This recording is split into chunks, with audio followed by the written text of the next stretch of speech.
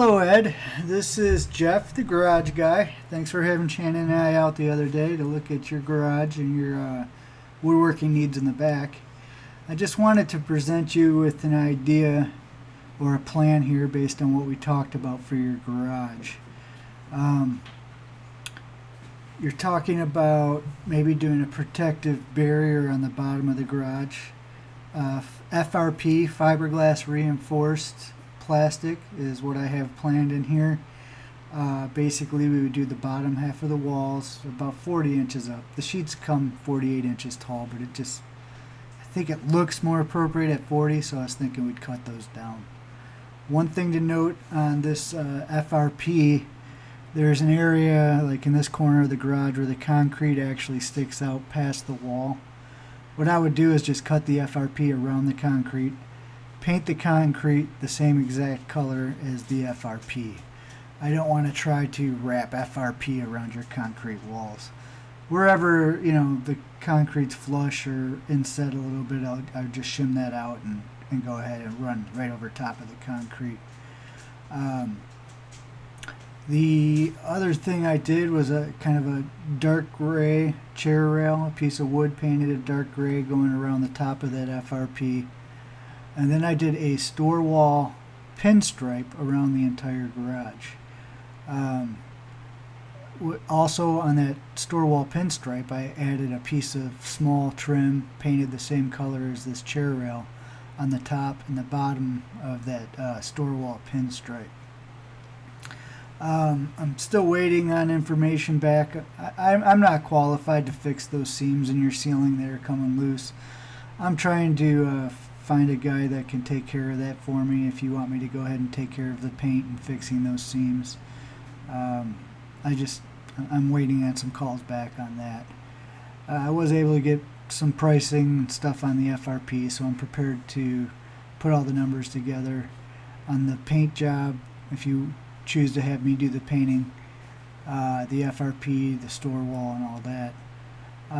Another addition to your garage, no offense to your cabinet doors, but I don't like your cabinet doors. They kind of bothered me last time I was there too. They're just square edged and kind of too plain. It kind of makes what are otherwise nice cabinets look kind of cheap. So what I'm proposing we do is, instead of replacing your doors, is I would pop the door off. I'd run it through a table saw right there at your place and apply this extruded handle to each door. That would dress up the cabinets a lot. And I'll show you a picture here of, it's kind of fuzzy, I grabbed it off of my phone, but these are extruded handles. I could probably even find better pictures, but it makes a white cabinet look really sharp. If I can dig up, if you want to see more pictures of that, if you're having trouble visualizing what that looks like with this fuzzy picture, just let me know. But I promise that makes a huge difference in your cabinets. It's going to dress up your cabinets and make them look twice as nice as they are. So I think that will make all the difference in the world. So there it is. I'd like to get your feedback on what you think of the plan. I try to get feedback before I work on pricing. I do apologize it's taking so long. It's that time of the year for me. It gets a little bit chaotic. It's not that I'm not interested in your work or don't appreciate the opportunity. I'm just doing my best to keep up right now. So that's the garage plan. And then the outside work, we were looking at these different columns. Let me just say right off the bat, I don't know how to estimate this without either making the price so extraordinarily high that I'm protecting myself, and that's not in your best interest. What I would like to do really with this stuff on the outside of the house is time and material. We charge $50 a labor hour. We have a lot of tools. We're very effective. I want to buy a lot of PVC and replace the things that need to be replaced. And then if you need me to paint, I can paint as well. I just really don't know how much time I'd have into it. I would assume a couple of days with a couple of guys and we could make a huge difference. It's just I don't know where to stop. For instance, we looked at these different columns here with the rot in the bottom of them.